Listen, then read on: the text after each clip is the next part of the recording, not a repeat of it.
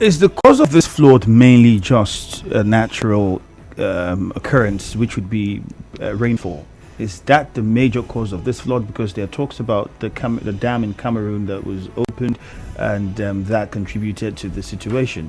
What exactly is the major cause of the flood year after year?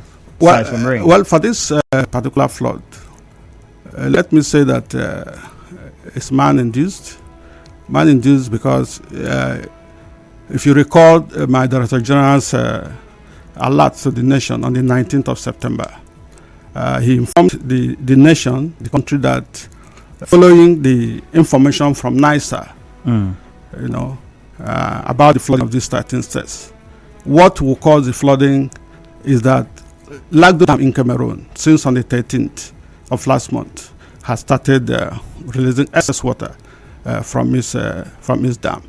And that, coupled with the spilling of water from our own dams, like the Kenji, the Jeba, and all that, all flowing, into the rivers Niger and Benue.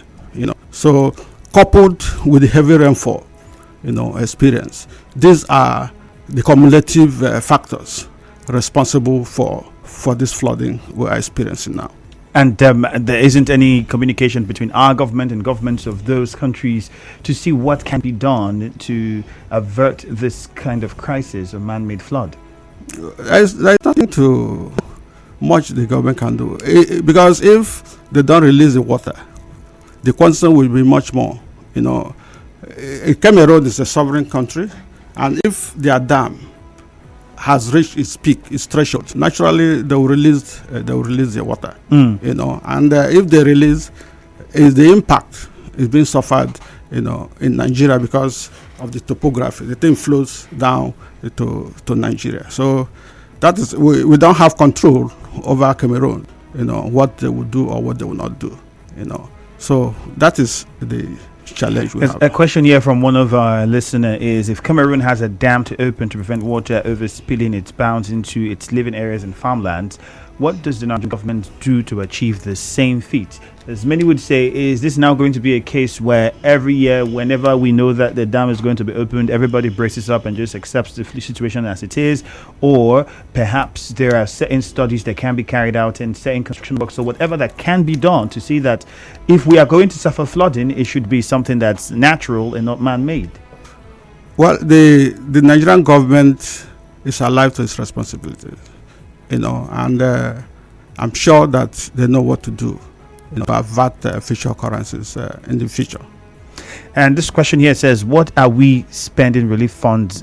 Avoidable disasters we know ahead of time is sure to come. Is it wise and sustainable? So I think what it's trying to say is, if already we have a prediction that this is going to happen, why do we always then send relief materials? It's almost like there's no other thing we can do except to just give out relief materials. Not so. A relief material is a last resort. There are other things that can be done. Like I said earlier, when I talked about carrying out campaigns and sensitization programs, there needs to be mitigation. You recalled one of the text messages, yes, where somebody talked about clearing of drains and all that. So those are mitigating factors, measures that can be put in place, to clean our drains, to make sure we don't dispose refuse in waterways and drainages, to desilt gutters and all that. Those are measures too that can be done. But by and large, eventually, when it happens, sources of livelihood will be disrupted.